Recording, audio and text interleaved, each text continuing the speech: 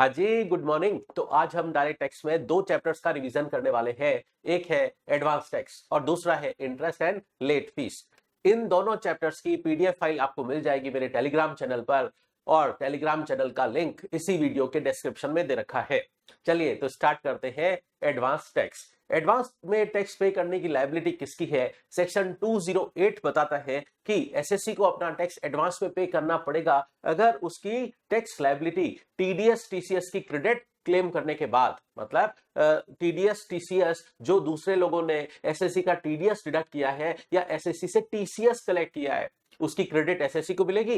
वो लेस होने के बाद भी अगर एसएससी की टैक्स लायबिलिटी 10,000 है या 10,000 से ज्यादा है तो ऐसे एसएससी को अपना टैक्स एडवांस में पे करना पड़ेगा। और ये पे करने की रिक्वायरमेंट ऑल एसएससी पर है, चाहे वो कंपनी है, पार्टनरशिप फर्म है, इंडिविजुअल है, एचयूएफ है, कोई भी है। और एसएससी चाहे इनकम टैक्स में ओल्ड है या न्यू एसएससी है तब भी उसको एडवांस में टैक्स पे करने की लायबिलिटी है। लेकिन अगर एसएससी रेजिडेंट सीनियर सिटीजन है तो उसको, और उसके पास और कोई पीजीबीपी इनकम नहीं है, रेजिडेंट सीनियर सिटीजन है लेकिन उसके पास कोई पीजीबीपी इनकम नहीं है, तो यस, वो उस पर एडवांस टैक्स के प्रोविजंस एप्लीकेबल नहीं होंगे। वो अपना सारा tax at the time of self assessment return file करते टाइम अपना टैक्स पेमेंट कर सकता है। उस पर एडवांस टैक्स के प्रोविजंस तो एप्लीकेबल नहीं है। अब बात करते हैं सेक्शन 209 की। सेक्शन 209 बताता है कि हम अपना एडवांस टैक्स पेबल कितना आ रहा है कैसे कंप्यूट करें। Part A, computation made by SSC. SSC की लायबिलिटी है अपना एडवांस टैक्स खुद कंप्यूट करने की। प्राइमरली एसएससी ही कंप्यूट करेगा अपना एडवांस टैक्स। कैसे कंप्यूट करेगा? एसएससी अपनी टोटल इनकम एस्टिमेटेड बेसिस पर कैलकुलेट करे। रेलेवेंट प्रीवियस ईयर की इनकम एस्टिमेटेड बेसिस पर वो टोटल इनकम अपनी एस्टिमेट करे, फिर उस पे टोटल टैक्स क्या बनता है वो कैलकुलेट करे, उसमें सरचार्ज अगर एप्लीकेबल है तो ऐड कर दे, health and education cess applicable है ऐड कर दे, टोटल टैक्स कंप्यूट कर ले वो अपनी इस एस्टिमेटेड टोटल इनकम पर। फिर उस पर टैक्स रेट क्या अप्लाई करे जो करंट फाइनेंशियल ईयर में एप्लीकेबल है। वो टैक्स रेट अप्लाई करते हुए अपनी टैक्स लायबिलिटी कैलकुलेट कर ले। और हाँ, अगर एसएससी के पास एग्रीकल्चरल इनकम है तो टैक्स लायबिलिटी कंप्यूट करने के लिए पार्शियल इंटीग्रेशन की स्कीम भी एप्लीकेबल होगी। अब बात करते हैं, एसएससी अपने अपना टोटल टैक्स तो कंप्यूट कर लिया है, अब उसमें से वो रिलीफ लेस करे सेक्शन 86 की, वो पार्टनर को मिलती है, और 89 की रिलीफ हम ऑलरेडी पढ़ चुके हैं। और सेक्शन 90, 90A और 91 ये कहलाते हैं डबल टैक्सेशन रिलीफ। मतलब कोई इनकम है एसएससी की इंडिया में भी टैक्सेबल हो रही है और फॉरेन कंट्री में भी टैक्सेबल हो रही है तो उस पर SSC double taxation relief claim कर सकता है सेक्शन 90, 90A और 91 में। वो भी लेस हो जाएगी। इसका मतलब किसी भी टाइप की रिलीफ है वो टोटल टैक्स में से लेस करनी है। फिर अगर एसएससी का टीडीएस एक्चुअली डिडक्ट हुआ है या एसएससी से टीसीएस कलेक्ट किया है किसी अनोदर पर्सन ने तो उसकी क्रेडिट एसएससी को मिलेगी, इसलिए एसएससी ये लेस कर दे। तो एसएससी की टैक्स लायबिलिटी आ जाएगी फाइनल कि अब उसे पेबल इतना है, और अगर वो 10,000 या 10,000 से ज्यादा है तो एसएससी को अपना टैक्स एडवांस में ही पे करना पड़ेगा। अब बात करते हैं, कुछ सिचुएशन में एसेसिंग ऑफिसर भी एसएससी का टैक्स एडवांस में कंप्यूट कर सकता है। एडवांस टैक्स एसेसिंग ऑफिसर को भी पावर दिया गया है कि वो भी एसएससी का एडवांस टैक्स कंप्यूट कर सकता है। तो वो कैसे कंप्यूट करेगा? उसके पास बेस क्या होगा?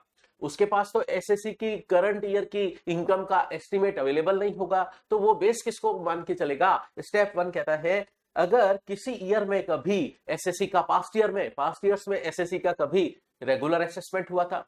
रेगुलर असेसमेंट क्या होता है? रेगुलर असेसमेंट होता है स्क्रूटनी असेसमेंट सेक्शन 143 सबसेक्शन 3 या फिर बेस्ट जजमेंट असेसमेंट सेक्शन 144, ये कहलाते हैं रेगुलर असेसमेंट। तो पास्ट ईयर्स में अगर एसएससी का कभी रेगुलर असेसमेंट हुआ था तो उन ईयर्स में एसएससी की टोटल इनकम क्या डिटरमाइन हुई थी?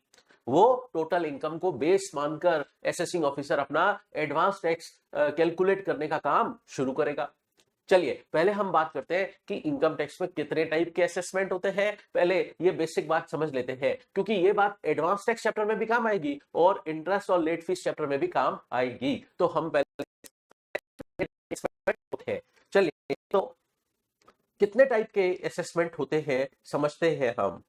एक कहलाता है समरी असेसमेंट सेक्शन 143 सबसेक्शन 1, अगर एसएससी इनकम टैक्स का रिटर्न फाइल करता है तो। फिर सेक्शन 143 सबसेक्शन 3 स्क्रूटनी असेसमेंट, ये क्या है, अगर एसएससी ने अपना रिटर्न फाइल किया है और इनकम टैक्स ऑफिसर को उसकी इंफॉर्मेशन पर विश्वास नहीं है तो वो एसएससी से उस सारे रिकॉर्ड्स कॉल कर सकता है नोटिस देकर कि सारी इंफॉर्मेशन मुझे डिटेल में चाहिए, आप अपने अकाउंट्स और रिकॉर्ड्स मुझे अवेलेबल करवाइए। तो एसएससी को इस सिचुएशन में इनकम टैक्स डिपार्टमेंट से नोटिस आता है और एसएससी को अपने अकाउंट्स और रिकॉर्ड्स फर्निश करने पड़ते हैं कि उसने जो अपना इनकम टैक्स का रिटर्न फाइल किया है उसकी सारी इंफॉर्मेशन सही है। तो उसके बेस पर असेसिंग ऑफिसर असेसमेंट जो करता है वो कहलाता है स्क्रूटनी असेसमेंट। ठीक है, ये असेसमेंट आप सीए फाइनल में पढ़ेंगे डिटेल में। चलिए, अब यहां उसका रेफरेंस आ रहा है इसलिए समझना जरूरी है। सेक्शन 144 क्या होता है, बेस्ट जजमेंट असेसमेंट। अगर एसएससी आईटीआर फाइल नहीं करता और इनकम टैक्स का रिटर्न एसएससी ने फाइल नहीं किया लेकिन असेसिंग ऑफिसर के पास एक्सटर्नल सोर्सेज से इंफॉर्मेशन अवेलेबल है कि एसएससी के पास टैक्सेबल इनकम है, तो असेसिंग ऑफिसर अपने बेस्ट जजमेंट के हिसाब से एसएससी की टोटल इनकम कंप्यूट कर लेगा और उसका टैक्स पेबल कैलकुलेट कर लेगा। तो ये कहलाता है बेस्ट जजमेंट असेसमेंट। फिर 147 है री असेसमेंट। अगर एसएससी ने अपनी इनकम कभी छुपाई थी, एस्केप्ड इनकम बोलते हैं उसको, तो एस्केप्ड इनकम पर जो एसएससी ने इनकम छुपाई थी उस पर टैक्स लेना रह गया था डिपार्टमेंट से, डिपार्टमेंट को उस पर टैक्स नहीं मिला था, तो एसएससी का केस रीओपन कर दिया जाता है, उसको बोलते हैं री असेसमेंट। ठीक है, तो ये भी असेसमेंट का एक टाइप है। अब बात करते हैं कुछ केसेस में एसएससी के यहाँ रेड हो सकती है और रेड केस का भी असेसमेंट होता है। वो है सेक्शन 153 ए और रेड को यहाँ इनकम टैक्स एक्ट की लैंग्वेज में बोलते हैं सर्च। तो सर्च असेसमेंट सेक्शन 153 ए, इतने टाइप के असेसमेंट होते हैं, ये इनकम टैक्स डिपार्टमेंट करता है और वो करके इनकम टैक्स डिपार्टमेंट क्या करता है, एसएससी ने जो रिटर्न में इनकम शो की थी उसको हम बोलते हैं रिटर्न इनकम। सपोज वो 10 लाख है और असेसिंग ऑफिसर ने एसएससी की इनकम में एडिशन कर दिए, या तो कुछ एक्सपेंसेस डिसअलाउ किए या कुछ इनकम्स जो एसएससी ने नहीं बताई थी और असेसिंग ऑफिसर ने पकड़ ली थी वो भी इस रिटर्न इनकम में ऐड कर देगा। तो सपोज वो 7 लाख है, ये असेसमेंट कर रहा है असेसिंग ऑफिसर और ये करके वो असेसमेंट ऑर्डर पास करेगा। असेसमेंट ऑर्डर पास किया जाता है और उसमें एसेस्ड इनकम लिखी गई 17 लाख।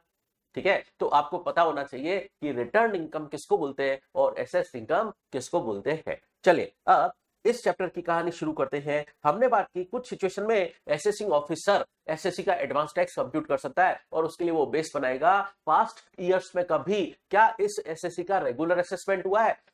रेगुलर असेसमेंट मतलब स्क्रूटनी असेसमेंट और बेस्ट जजमेंट असेसमेंट हुआ है, तो लेटेस्ट कब हुआ है, हो सकता है पास्ट ईयर में काफी बार हुआ एसएससी का रेगुलर असेसमेंट, तो लेटेस्ट किस ईयर में हुआ, उस लेटेस्ट ईयर की टोटल इनकम क्या डिटरमाइन हुई थी उस रेगुलर असेसमेंट में, उसको बेस मान लेगा असेसिंग ऑफिसर। ठीक है, क्या मान लेगा कि उस ईयर में जो इनकम हुई थी अभी करंट प्रीवियस ईयर 25-26 में भी वही इनकम हुई है, सेम अमाउंट है। ठीक है, और उस ईयर के बाद सब्सिक्वेंट ईयर्स में एसएससी ने रिटर्न फाइल किया तो उस सब्सिक्वेंट ईयर्स में एसएससी ने टोटल इनकम क्या बताई।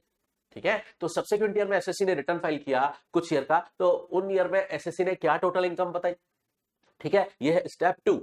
अब स्टेप 3 में क्या करेंगे, स्टेप 1 में जो इनकम डिटरमाइन हुई थी और स्टेप 2 में जो इनकम डिटरमाइन हुई उसका हायर ले लिया जाएगा। ठीक है, मतलब higher income assessing officer consider करेगा एडवांस टैक्स कंप्यूट करने के लिए और उसने बेस बनाया है पास्ट ईयर्स को।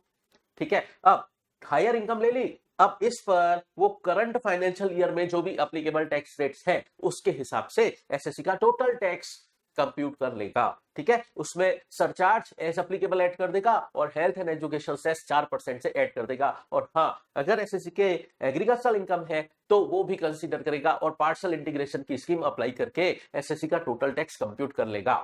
ठीक है, अब असेसिंग ऑफिसर ने एसएससी का एडवांस टैक्स कंप्यूट किया है, इसकी इंटीमेशन असेसिंग ऑफिसर एसएससी को भेजेगा इन फॉर्म नंबर 28 और ये फॉर्म नंबर 28 इंटीमेशन है एडवांस टैक्स की और ये फरवरी एंड तक ही भेजी जा सकती है। करंट फाइनेंशियल ईयर में फरवरी एंड तक ही भेजी जा सकती है, ये एक तरीके से डिमांड नोटिस मानी जाती है।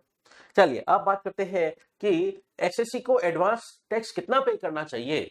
देखिए, अगर असेसिंग ऑफिसर ने फॉर्म नंबर 28 भेजा है और अगर असेसिंग ऑफिसर का एस्टिमेशन ज्यादा है एसएससी के एस्टिमेट से असेसिंग ऑफिसर का एस्टिमेशन ज्यादा है, तो एसएससी को रिप्लाई भेजना चाहिए इन फॉर्म नंबर 28A।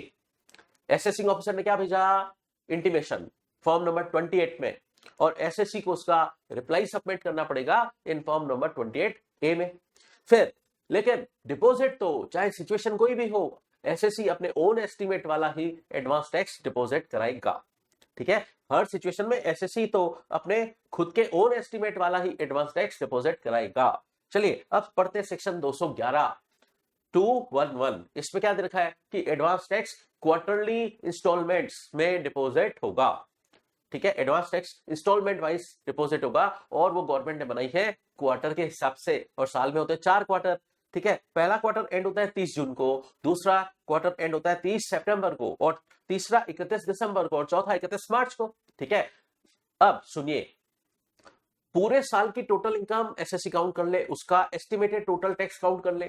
ठीक है, और 4 इंस्टॉलमेंट है क्वार्टर वाइज, 30 जून, 30 सितंबर, 31 दिसंबर और 31 मार्च। लेकिन सुनिए, जो 30 जून तक का टैक्स है, 30 जून का टैक्स, उसको डिपॉजिट कब तक कराना पड़ेगा?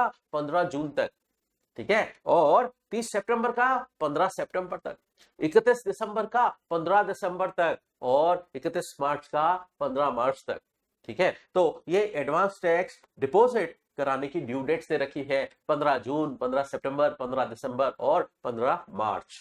समझे बात? अब सुनिए, पूरे साल का जो एडवांस टैक्स कंप्यूट किया गया है, उसका 15% तक पहली इंस्टॉलमेंट पे हो जानी चाहिए, और दूसरी इंस्टॉलमेंट अप टू 45%। बट सुनिए, अगर पहले 15% डिपॉजिट हो गया है, तो इंक्रीमेंटल 30% ही डिपॉजिट कराना होगा। टोटल एडवांस टैक्स, पूरे साल का जो एडवांस टैक्स निकाला, उसका 30% सेकेंड इंस्टॉलमेंट डिपॉजिट करानी होगी। अब एक बात और समझिए, तीसरी इंस्टॉलमेंट 15 दिसंबर तक पे करनी है, और वो अप टू 75% होनी चाहिए। ये सब क्यूमुलेटिव होता जा रहा है। ठीक है, 15 ये 45 के अंदर ऊपर वाला 15 शामिल है, और ये इस 75 के अंदर ऊपर वाला 45 शामिल है। तो अगेन इंक्रीमेंटल कितना है? 30%। ठीक है, अगर ऊपर 45% तक एडवांस टैक्स भरा जा चुका है, तो अब इंक्रीमेंटल वाला 30% पे करने की ही रिक्वायरमेंट है। अब बात करते हैं कि 100% तक पे हो जाए एडवांस टैक्स 15 मार्च तक। ठीक है, तो ये किसको? ऑल एसएससी को इसी तरीके से करना पड़ेगा, चाहे कंपनी एसएससी है चाहे नॉन कंपनी एसएससी है। ठीक है, अब सुनिए, लेकिन जो लोग प्रेज्यूम्टिव इनकम सेक्शंस 44AD और 44ADA से गवर्न हो रहे हैं, उनको तो सिंगल वन शॉट इंस्टॉलमेंट वो 15 मार्च वाली ही पे करनी पड़ेगी। ठीक है, तो जिन लोगों ने प्रेज्यूम्टिव income section 44AD 44ADA opt किया है, उनको वो 15 मार्च वाली instalment single one shot 100% deposit करा देनी पड़ेगी। अब बात करते हैं, तो यहां इस इंस्टॉलमेंट में कितना इंक्रीमेंटल था? 25%। ठीक है, तो पहली 15, फिर सेकंड 30%, फिर थर्ड 30%, और फोर्थ इंक्रीमेंटल, मैं सिर्फ इंक्रीमेंटल बता रहा हूं, और फोर्थ इंस्टॉलमेंट इंक्रीमेंटल कितनी है? 25%। बट आपको याद कैसे रखना है? अप टू 15%, 15%, 45%, 75% और 100%। इस तरीके से गवर्नमेंट ने बोला है कि advance tax instalment wise deposit कराना है एसएससी को।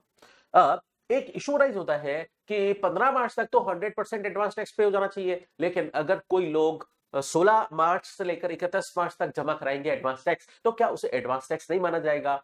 माना जाएगा। जो 16 मार्च से लेकर 31 मार्च तक जमा हुआ, वो भी एडवांस टैक्स ही है, और all purposes of income tax act उसे एडवांस टैक्स ही कंसीडर किया जाएगा। अब ज्यादा से ज्यादा क्या होगा? एसएससी लेट हुआ ना, तो एसएससी को इंटरेस्ट पे करना पड़ेगा। वो नेक्स्ट चैप्टर जो आज ही हम समझने वाले हैं, उसमें हम समझेंगे इस केस में इंटरेस्ट देना पड़ेगा एसएससी को। अब एक रिलैक्सेशन प्रोविजन समझते हैं। रिलैक्सेशन क्या है? अगर किसी सब्सिक्वेंट क्वार्टर में ऐसी इनकम अराइज हुई जो पहले से एस्टिमेट लगा पाना पॉसिबल नहीं था, पहले से एंटिसिपेटेड नहीं थी, उसको एस्टिमेट में नहीं लिया जा सका, तो जैसे एसएससी को बाद के किसी क्वार्टर में कैपिटल गेन हो गया, या कैजुअल इनकम हो गई, या पीजीपीपी इनकम पहली बार हुई, उसको PGBP income for the first time, या उसको एक्चुअल डिविडेंड या डीम्ड डिविडेंड हुआ 222E वाले डीम्ड डिविडेंड को छोड़कर, तो ये इनकम्स पर रिलैक्सेशन प्रोविजन का एडवांटेज एसएससी ले सकता है। तो ये रिलैक्सेशन प्रोविजन क्या है? ये रिलैक्सेशन प्रोविजन है अगर किसी सब्सिक्वेंट क्वार्टर में ये इनकम एसएससी को अराइज होती है और एसएससी जब पहले 15 जून वाली इंस्टॉलमेंट कैलकुलेट कर रहा था एट दैट टाइम, तो ये इनकम होना एक्सपेक्टेड ही नहीं था और बाद में ये इनकम हो गई। फॉर एग्जांपल एसएससी को कैपिटल गेन हुआ 17 दिसंबर को और ये 17 दिसंबर को जो कैपिटल गेन हुआ इसका एस्टिमेशन एसएससी ने 15 जून वाली इंस्टॉलमेंट के टाइम नहीं लगाया था। अब किसी सब्सिक्वेंट क्वार्टर में जैसे 17 दिसंबर को उसको कैपिटल गेन हो गया, तो अब ये जो कैपिटल गेन की इनकम अराइज हुई है इसका एडवांस टैक्स कब डिपॉजिट कराएगा? अब जो इंस्टॉलमेंट ड्यू होगी ना एट दैट टाइम इस कैपिटल गेन इनकम का टैक्स एट दैट टाइम जो अब इंस्टॉलमेंट ड्यू होगी एट दैट टाइम डिपॉजिट होगा। तो एडवांस टैक्स अब कब पेबल होगा? Instalment filing due after this income arise. ये इनकम अराइज होने के बाद जो अब इंस्टॉलमेंट ड्यू हो रही है एट दैट टाइम, जैसे मैंने बोला 17 दिसंबर को आपको कैपिटल गेन हो गया, ये आपने पहले से एस्टिमेट नहीं किया था, तो 15 जून को जो एडवांस टैक्स भरा गया था इस कैपिटल इनकम का एडवांस टैक्स तब नहीं भरा गया होगा। फिर 15 सितंबर वाली इंस्टॉलमेंट भी निकल गई और इस कैपिटल गेन इनकम का एडवांस टैक्स तब भी नहीं भरा गया होगा। ठीक है, 15 दिसंबर को भी ये एस्टिमेटेड नहीं था क्योंकि ये 17 दिसंबर को हुआ कैपिटल गेन। तो अब इस कैपिटल गेन जो हुआ 17 दिसंबर को, अब कौन सी इंस्टॉलमेंट ड्यू होगी? 15 मार्च वाली। तो 15 मार्च वाली जब इंस्टॉलमेंट ड्यू होगी एट दैट टाइम इस कैपिटल गेन इनकम का एडवांस टैक्स डिपॉजिट हो जाना चाहिए। ये है रिलैक्सेशन प्रोविजन। ये रिलैक्सेशन प्रोविजन का एडवांटेज सेलेक्टेड इनकम पर ही मिलता है। एक है कैपिटल गेन इनकम, एक है कैजुअल इनकम और पीजीपीपी इनकम फर्स्ट टाइम हुई और डिविडेंड इनकम एक्सेप्ट 222E वाले डिविडेंड को छोड़कर। ठीक है, ये है एडवांस टैक्स चैप्टर। अब बात करते हैं हम नेक्स्ट चैप्टर की। नेक्स्ट चैप्टर है अपना interest and let fees. Section 234A का आज इस चैप्टर में हम समझेंगे 234A, 234B, 234C का इंटरेस्ट।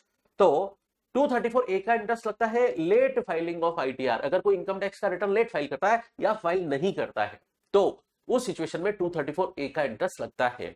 तो एसएससी आफ्टर ड्यू डेट के बाद जो सेक्शन 139 सबसेक्शन 1 में आईटीआर फाइल करने की ड्यू डेट है उसके बाद वो रिटर्न फाइल करता है या वो रिटर्न फाइल ही नहीं करता है, तो उस सिचुएशन में उसको 234A में इंटरेस्ट लगेगा। तो अगर उसने रिटर्न लेट फाइल किया है तो ये इंटरेस्ट कब से कब तक का लगेगा, मतलब पीरियोडिसिटी क्या होगी, कब से लगेगा? स्टार्टिंग पॉइंट ड्यू डेट से लगेगा और जब उसने आईटीआर फाइल किया एक्चुअल, तो ड्यू डेट से लेकर मतलब ड्यू डेट के अगले दिन से लेकर जब उसका आईटीआर फाइल हुआ एट उस पीरियड का उसको इंटरेस्ट पे करना पड़ेगा लेट फाइलिंग का सेक्शन 234A में। फिर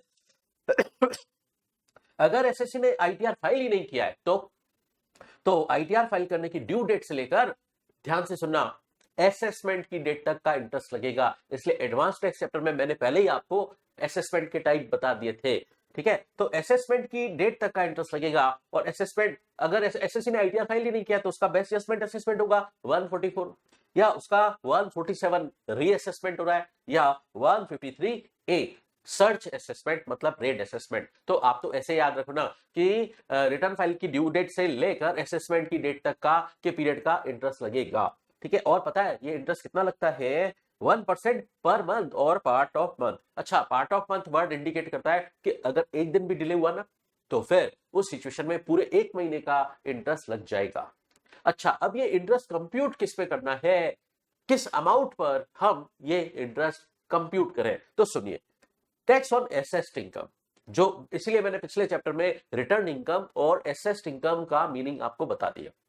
ठीक है, ये फाइनली कैलकुलेट होता है एसेस्ड इनकम के टैक्स पर। तो एसेस्ड इनकम का हम टैक्स कैलकुलेट करें, फिर उसमें से 31 मार्च तक जो एसएससी ने एडवांस टैक्स पे कर लिया है लेस हो जाएगा और उसको जो रिलीफ अवेलेबल है सेक्शन 86, 89, 90, 90, 91, 90, 90, 91 ये कहलाते हैं डबल टैक्सेशन रिलीफ। तो हर टाइप की रिलीफ लेस हो जाएगी और मैट की क्रेडिट कंपनी एसएससी को मिलती है, जैसे नॉन कंपनी एसएससी को एएमटी की क्रेडिट मिलती है ना, हमने एएमटी चैप्टर में पढ़ा था, एएमटी की क्रेडिट वो नॉन कंपनी एसएससी को मिलती है और अगर एसएससी कंपनी एसएससी होता है तो उस केस में उसको मैट की क्रेडिट मिलती है, तो वो क्रेडिट लेस हो जाएगी और एसएससी को जो टीडीएस टीसीएस की क्रेडिट अवेलेबल है वो लेस कर देगा। अच्छा, ये तीन का एक पूरा सेट है, ये हर जगह ऐसे ही चलेगा, ये तीन का पूरा सेट आगे के सेक्शंस में भी चलेगा। तो रिलीफ क्रेडिट और टीडीएस टीसीएस की क्रेडिट, इसको ये पूरा एक सेट है, आगे भी काम आएगा, तो ये लेस कर दे। और एसएससी ने अगर आईटीआर फाइलिंग की ड्यू डेट तक अपना सेल्फ असेसमेंट टैक्स भी पे किया है तो वो भी लेस हो जाएगा। फिर जो बैलेंस टैक्स बचेगा ना, फिर जो बैलेंस टैक्स बचेगा उस पे ये 234A का इंटरेस्ट कंप्यूट होगा। ठीक है, चलिए अब बात करते हैं, एसएससी ने रिटर्न फाइल किया। देखो जब वो रिटर्न फाइल करता है ना तो एसेस्ड इनकम की जगह वो रिटर्न इनकम लेता है। एसएससी रिटर्न फाइल करते टाइम इस एसेस्ड इनकम की जगह रिटर्न इनकम का टैक्स लेता है, लेकिन बाद में जब असेसिंग ऑफिसर उसका असेसमेंट करता है तो ये 234A का इंटरेस्ट असेसिंग ऑफिसर दोबारा रिकम्प्यूट करता है कि अब असेसमेंट पर 234A का इंटरेस्ट चेंज हुआ, तो अब जो पेबल है, ठीक है, उसमें से रिड्यूस कर दिया जाएगा कि एसएससी ने सेल्फ असेसमेंट के टाइम पर भी तो 234A का इंटरेस्ट कुछ पे किया होगा। तो अब जो असेसमेंट पर पेबल बन रहा है, अगर एसएससी 234A का इंटरेस्ट उसमें से कुछ ऑलरेडी पे कर चुका है तो पेबल में से पेड लेस हो जाएगा इंटरेस्ट पेबल में से इंटरेस्ट पेड लेस हो जाएगा, और बैलेंस इंक्रीमेंटल टैक्स ही एसएससी को इंक्रीमेंटल इंटरेस्ट ही पे करना पड़ेगा। 234A का इंक्रीमेंटल इंटरेस्ट ही पे करना पड़ेगा कि अब क्या इंटरेस्ट पेबल है असेसमेंट के टाइम पर, और एसएससी ने सेल्फ असेसमेंट के वक्त क्या इंटरेस्ट पे कर दिया था, तो वो जो इंक्रीमेंटल इंटरेस्ट आएगा वही एसएससी को पे करना पड़ेगा। अब बात करते हैं 234B के इंटरेस्ट की। ये कब लगता है? अगर एसएससी एडवांस टैक्स का शॉर्ट पेमेंट करता है या नॉन पेमेंट करता है, मतलब एसएससी एडवांस टैक्स पे ही नहीं कर रहा है या कम पे कर रहा है। अच्छा, कम पे कर रहा है तो कितना कम पे कर रहा है? यहां पर गवर्नमेंट ने एक चेकिंग रूल बनाया है कि अगर एसएस टैक्स का भी 90% से कम पे किया है एसएससी ने, तो फिर उस पर 234B का इंटरेस्ट लगाया जाएगा। इसका मतलब अगर एसएस टैक्स का 90% पे कर दिया है तो उस सिचुएशन में 234B का इंटरेस्ट लगेगा ही नहीं। ठीक है, तो ये सिर्फ चेकिंग रूल है, 90% is meant only for checking purpose. ठीक है, तो चेकिंग करनी पड़ेगी कि एसएससी ने क्या कम से कम 90% ऑफ एसेस टैक्स पे किया है कि नहीं। अगर कम पे किया है तो फिर उसको 234B का इंटरेस्ट पे करना पड़ेगा। तो वो कैसे कैलकुलेट होगा? Tax on assessed income, assessed income का टैक्स कैलकुलेट किया जाएगा। फिर उसमें से वही सेट बोला मैंने लेस हो जाएगा, रिलीफ, मैट और एमटी की क्रेडिट और टीडीएस टीसीएस की क्रेडिट, इसको नाम दे दो सेट, ये सेट लेस हो जाएगा। ठीक है, फिर तो टैक्स ऑन एसेस्ड इनकम आ जाएगा। इसका हम चेक करेंगे कि एक्चुअल एडवांस टैक्स कितना पे किया। अगर एसएससी ने 90% से कम पे किया है तो उसको 234B का इंटरेस्ट लगेगा। अब ये कितने पीरियड का लगता है? ये शुरू होता है रेलेवेंट असेसमेंट ईयर के 1 अप्रैल से, और रेलेवेंट असेसमेंट ईयर के 1 अप्रैल से लगना चालू होता है, और कब तक लगता है? असेसमेंट की डेट तक। और मैंने पहले ही आपको बता दिया था असेसमेंट के टाइप कब, एडवांस टैक्स चैप्टर में। तो 143 सबसेक्शन 1 क्या है? समरी असेसमेंट, और 143.3 स्क्रूटनी असेसमेंट, और 144 बेस्ट जजमेंट असेसमेंट, और 147 रीअसेसमेंट, और 153A search assessment, red assessment.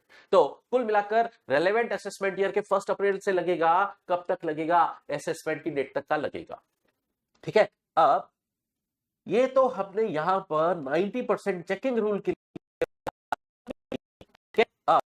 Assess tax में से मैं एडवांस टैक्स जो एसएससी ने 31 मार्च तक भी पे कर दिया है वो लेस कर देंगे। ठीक है, और इस अमाउंट को बोलेंगे बी अमाउंट। ठीक है, इस अमाउंट को हम क्या बोलेंगे इजी अंडरस्टैंडिंग के लिए? B amount. इस बी अमाउंट पर इंटरेस्ट चार्ज होगा, कंप्यूट होगा। ठीक है, तो एसेस टैक्स में से हम एडवांस टैक्स 31 मार्च तक का जो एसएससी ने पे कर दिया है वो लेस कर देंगे, वो कहलाएगा बी अमाउंट। उस बी अमाउंट पर हम इंटरेस्ट कैलकुलेट करेंगे, और पता है ये इंटरेस्ट भी कितना लगता है? 1% पर मंथ और पार्ट ऑफ मंथ। चलिए, अब अगर एसएससी ने एसएटी पे किया, सेल्फ असेसमेंट टैक्स का सेक्शन हम रिटर्न फाइलिंग चैप्टर में पढ़ेंगे, सेक्शन 140 कैपिटल ए। उसमें क्या बोला है? जब एसएससी अपना आईटीआर फाइल करता है, रिटर्न फाइल करता है, एट दैट टाइम अपनी वो टैक्स लायबिलिटी कैलकुलेट करे, अपना 234A B C का इंटरेस्ट कितना बनता है कैलकुलेट करे, और लेट फीस भी कैलकुलेट करे, और रिटर्न फाइल करने से पहले वो ये सब पे कर दे। ठीक है, उसको बोलते हैं सेल्फ असेसमेंट टैक्स। अच्छा, अब अगर एसएससी ने सेल्फ असेसमेंट टैक्स एसएटी पे किया है सेक्शन 140 कैपिटल ए में, तो क्या इसका 234B के इंटरेस्ट कैलकुलेशन पर इफेक्ट पड़ेगा? यस, पड़ेगा। तो समझते हैं हम, अगर एसएससी ने एसएटी का पेमेंट किया, सेल्फ असेसमेंट टैक्स का, तो ये 234B के इंटरेस्ट के कंप्यूटेशन को अफेक्ट करेगा। तो इस केस में अगर एसएससी एसएटी पे कर रहा है तो हम ये 234B का इंटरेस्ट दो पार्ट में कंप्यूट करेंगे। पार्ट ए, पहला इंटरेस्ट हम कंप्यूट करेंगे रेलेवेंट असेसमेंट ईयर के 1 अप्रैल से लेकर एसएटी के पेमेंट की डेट तक, और वो हम कंप्यूट करेंगे बी अमाउंट पर। और एसएटी पे हो चुका है अब, तो एसएटी पे होने की डेट से फिर असेसमेंट की डेट तक फिर हम इंटरेस्ट कंप्यूट करेंगे। पार्ट सेकंड वाला वो किस पे कंप्यूट करेंगे, बी अमाउंट पे कैलकुलेट नहीं करेंगे, वो हम B minus SAT paid by SSC उस पे कंप्यूट करेंगे। अब सुनिए, इस बात को मैं थोड़ा इजी वे में समझाता हूं, सुनिए। 1 अप्रैल ऑफ रेलेवेंट असेसमेंट ईयर से एसएटी पेमेंट की डेट तक जो इंटरेस्ट कंप्यूट होगा वो बी अमाउंट पे कंप्यूट होगा, और असेसमेंट की सेल्फ असेसमेंट टैक्स की डेट से लेकर असेसमेंट की डेट तक, एसएटी पेड की डेट से लेकर असेसमेंट की डेट तक वो जो इंटरेस्ट कंप्यूट होगा वो B amount minus SAT paid पर कंप्यूट होगा। समझे बात? चलिए, तो इस तरीके से एसएटी अगर एसएससी पे करता है तो वो 234B के इंटरेस्ट को बोलता है कि दो पार्ट में कंप्यूट करो, ठीक है। एसएटी पेड तक का इंटरेस्ट अमाउंट बी पे कैलकुलेट करो, और एसएटी पेड हो जाने के बाद का interest B amount minus SAT paid पर इंटरेस्ट कैलकुलेट करो, ठीक है। अब बात करते हैं, अब एक बेसिक बात और समझो, आगे चलकर हम 234C का इंटरेस्ट समझने वाले हैं। तो 234B और 234C का इंटरेस्ट पे इफेक्ट आएगा। 234B और 234C का इंटरेस्ट में क्या डिफरेंस होता है समझते हैं। जो 234B का इंटरेस्ट होता है, 234B का जो इंटरेस्ट होता है वो 1 अप्रैल ऑफ रेलेवेंट असेसमेंट ईयर से शुरू होता है, ठीक है। तो जब असेसमेंट ईयर स्टार्ट होता है 1 अप्रैल ऑफ रेलेवेंट असेसमेंट ईयर से शुरू होता है 234B का इंटरेस्ट लगना शुरू। लेकिन आपको पता है 234C का इंटरेस्ट तो प्रीवियस ईयर के एंड तक लगता है, मतलब 31 मार्च 2026 तक। अगर एसएससी इंस्टॉलमेंट्स का डिफॉल्टर है, एसएससी अगर एडवांस टैक्स की इंस्टॉलमेंट्स का डिफॉल्टर है, तो फिर 234C का इंटरेस्ट लगेगा। तो ध्यान से सुनिए, आपका प्रीवियस ईयर चल रहा है, प्रीवियस ईयर एंड तक अगर एसएससी एडवांस टैक्स की इंस्टॉलमेंट्स का डिफॉल्टर है तो उसको 234C का इंटरेस्ट लगेगा, और फिर प्रीवियस ईयर एंड हो गया। अब रेलेवेंट असेसमेंट ईयर का 1 अप्रैल आ गया, तब से 234B का इंटरेस्ट लगना शुरू होगा। तो बेसिक डिफरेंस ये है, 234B का इंटरेस्ट कब से लगता है और 234C का कब से लगता है, ठीक है। चलिए, अब बात करते हैं 234C का इंटरेस्ट। मैंने बोला अगर एसएससी एडवांस टैक्स की इंस्टॉलमेंट्स का डिफॉल्टर है तो लगता है। एसएससी या तो इंस्टॉलमेंट पे ही नहीं करता, या उनका वो शॉर्ट पेमेंट करता है, इंस्टॉलमेंट का भी वो शॉर्ट पेमेंट करता है। तो कितने अमाउंट पर ये इंटरेस्ट कैलकुलेट होगा? अब सुनिए, 234A और 234B का इंटरेस्ट तो एक्सेस इनकम के टैक्स पर कैलकुलेट होता है, जबकि 234C का इंटरेस्ट रिटर्न इनकम के टैक्स पर कैलकुलेट होता है। तो रिटर्न इनकम के टैक्स पर कैलकुलेशन स्टार्ट होगी, इसमें से वो लेस हो जाएगा सेट मतलब रिलीफ लेस हो जाएगी, और एएमटी और मैट की क्रेडिट लेस हो जाएगी, और टीडीएस टीसीएस की क्रेडिट लेस हो जाएगी। बट ध्यान रखना, एडवांस टैक्स लेस नहीं होगा। देखिए, जब हमने 234A समझा था, 234B समझा था, वहां पर एडवांस टैक्स भी लेस हुआ था। जितने अमाउंट पर हम इंटरेस्ट की कैलकुलेशन कर रहे थे, वो अमाउंट डिराइव करते वक्त, डिटरमाइन करते वक्त, उसमें से हमने एडवांस टैक्स 31 मार्च तक वाला पेड लेस किया था। लेकिन ध्यान रखिए 234C में तो यहां पर इस स्टेज पर एडवांस टैक्स पेड लेस नहीं होगा। अब तीन चीजें लेस हो गई टैक्स ऑन रिटर्न इनकम में से, क्या? रिलीफ, और मैट और एमटी की क्रेडिट, और टीडीएस टीसीएस की क्रेडिट लेस हो गई। अब सुनिए, कितने पीरियड तक का इंटरेस्ट कैलकुलेट होगा? चाहे देखिए कंपनी एसएससी है चाहे नॉन कंपनी एसएससी है, कोई फर्क नहीं पड़ता, कैलकुलेशन का एक ही प्रोसीजर है। क्या प्रोसीजर है? मैंने क्या बोला था, क्वार्टर वाइज पे होता है एडवांस टैक्स। 15 जून, 15 सितंबर, 15 दिसंबर, 15 मार्च तक ये ड्यू डेट गवर्नमेंट ने बताई है। हमने क्या पढ़ा था, कितना कितना एडवांस टैक्स पूरे साल का कैलकुलेट किया, उसका 15% तक फर्स्ट इंस्टॉलमेंट में पे हो जाए, सेकेंड 45% तक पे हो जाए, और थर्ड 75% तक पे हो जाए, और फोर्थ 100% एडवांस टैक्स पे हो जाए। ऐसा हमने एडवांस टैक्स चैप्टर में भी तो समझा था। अब सुनिए, ये तो पेबल है, कितना इतना पेबल हो जाना चाहिए, ये पेबल है। अब चेक करेंगे एक्चुअल में कितना पे किया। ठीक है, तो एडवांस टैक्स कितना पे हुआ, अब यहां पर हम पेबल लिखेंगे, तो जो भी एक्चुअल है उस डेट तक वो हम लिख देंगे। अब पेबल माइनस पेड करेंगे और शॉर्टफॉल निकालेंगे। तो शॉर्टफॉल इस तरीके से आ जाएगी और इस शॉर्टफॉल पर हम 234C का इंटरेस्ट कैलकुलेट करेंगे। तो ये कैलकुलेट कैसे होगा, देखिए रेट तो क्या है 1% पर मंथ और पार्ट ऑफ मंथ। 234C की इंटरेस्ट रेट क्या है 1% पर मंथ और पार्ट ऑफ मंथ है। अब एक बात सुनिए, देखिए ये 15 मार्च वाली इंस्टॉलमेंट है ना, 31 मार्च तक, 15 मार्च से लेकर 31 मार्च तक अगर आप डिले करते हो तो 31 मार्च तक का इंटरेस्ट कितना लगेगा, पार्ट ऑफ मंथ वाला ही लगेगा। मतलब 15 मार्च के बाद 31 मार्च तक कुछ दिन ही बनेंगे, वो पार्ट ऑफ मंथ है। ठीक है, पार्ट ऑफ मंथ का भी 1% लगेगा। ठीक है, फिर यहां से यहां तक 3 महीने हुए, 1 महीने का अगर 1% है तो 3 महीने का 3% होगा। फिर यहां से यहां तक का जो पीरियड है वो 3 महीने है, 1 महीने का 1% है तो 3 महीने का 3% होगा। ठीक है, तो ये 3%। फिर यहां से यहां तक का पीरियड अगेन 3 महीने का डिफरेंस है, तो यहां पर भी इंटरेस्ट 3 महीने का लगेगा 3%, क्योंकि 1 महीने का 1% है। लेकिन सुनिए, गवर्नमेंट ने फर्स्ट इंस्टॉलमेंट बोला 15% तक एडवांस टैक्स पे हो जाना चाहिए, सेकंड बोला 45% तक पे हो जाना चाहिए, बट गवर्नमेंट दे रही है रिलैक्सेशन।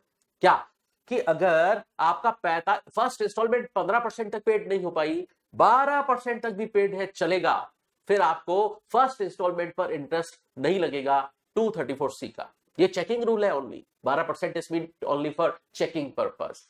फिर सेकंड इंस्टॉलमेंट क्या बोला था, 45% तक पेड होना चाहिए, लेकिन अगर 45% तक पेड नहीं है, 36% तक भी पेड ना चलेगा।